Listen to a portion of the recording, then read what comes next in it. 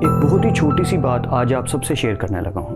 ایک بابا جی تھے، فقیر ٹائپ بزرگ تھے، بازار میں بیٹھے تھے تو بادشاہ، پرانے دور کی کہانی ہے، بادشاہ کے دور کی، یا زیادہ تر کہانیاں پرانی ہی سننے کو ملتی ہیں۔ تو بادشاہ سلامت کا موڈ بنا اس دن ایسے ہی سیر کرنے کا، تو وہ بازار کی جانب نکل پڑے۔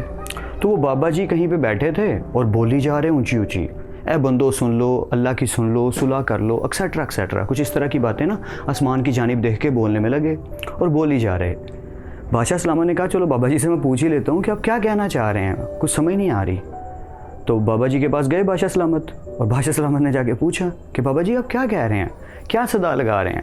تو بابا جی نے کہا کہ میں لوگوں کو بلا رہا ہوں کہ خدا انہیں بلا رہا ہے صلح کرنے کے لیے، لیکن لوگ بیزی اتنے زیادہ ہیں کہ ان کے پاس ٹائم نہیں ہے۔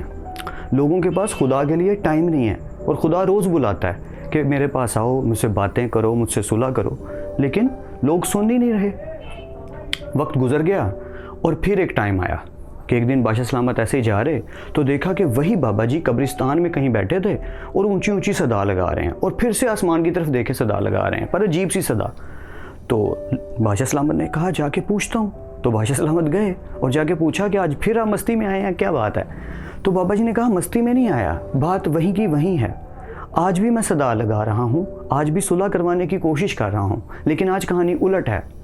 آج بندے دفن ہیں اور صلح کرنا چاہتے ہیں، خدا سے ملنا چاہتے ہیں، لیکن آج خدا نہیں سن رہا، آج خدا توجہ نہیں دے رہا، خدا صلح نہیں کر رہا۔ پوائنٹ صرف اتنا ہے اس بات کو، اس چھوٹی سی کہانی کو بتانے کا، کہ ہمارے لیے عافیت کا جو دروازہ کھلا ہے، بخشش کا، معافی کا اور کسی بھی چیز کا، وہ آخری سانس سے پہلے تک ہے۔ کوئی پتہ نہیں اگلا ہی پل ہے یا نہیں، بٹ جب تک اگلا پل ہے، جب تک اگلی سانس ہے، جب تک ہم زندہ ہیں، جتنے بھی اعمال اچھے کرنے کی کوشش کرنی ہے وہ ابھی کرنی ہے۔ یہ نہیں سوچنا کل کر لیں گے، پرسوں کر لیں گے، اچھا ٹائم ملتا تو کر لیتے ہیں، ڈزنٹ میٹر۔